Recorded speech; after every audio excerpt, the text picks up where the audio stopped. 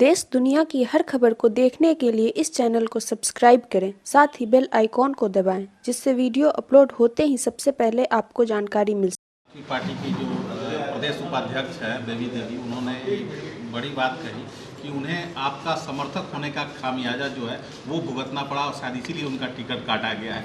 किस रूप में इन तमाम चीज़ों को देख रहे हैं? देखिए, ऐसी उसमें कोई बात नहीं है, क्योंकि ऑलरेडी चुनाव जीतने के बाद वो एनडीए का हिस्सा हो गई थी और भारतीय जनता पार्टी के विचारधारा से चल के ज्वाइन भी कर ली थी और पार्टी की उपाध्यक्ष भी थी।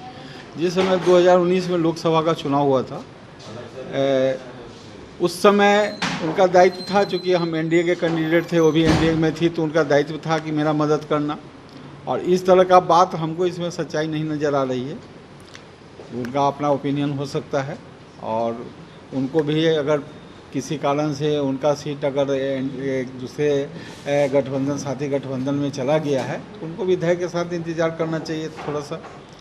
पार्टी के वो बड़े उपाध्यक्ष भी हैं, हमारे सम्मानित महादलित से महिला लीडर भी हैं, तो उनको थोड़ा सा धैर्य रखना चाहिए और पार्टी पर विश्वास रखना चाहिए। लेकिन अब तो वो बागी होकर के लोजपा से चुनाव लड़ रहे नहीं, तो जो पार्टी का जो कार्रवाई होता है, जैसे अन्य नेताओं पर हुआ है, रामेश्वर चौरसिया पे, राजेंद्र सिंह पे, उषा विद्यार्थी पे, तो सब पर उनको भी कार्रवाई होगी। लेकिन ये भी राजनीतिक दलों द्वारा आरोप लगाया जा रहा है बीजेपी के ऊपर कि कहीं ना कहीं लोजपा से आप लोगों की अंदर साठगांठ चल रही है। नहीं, ऐसा नहीं है। चिराग पासवान का जो विज़न है वो कहीं से सही नहीं है। जिस समय लोकसभा का चुनाव था तो नीतीश जी के प्रति कोई उनकी दुर्भावना नहीं थी।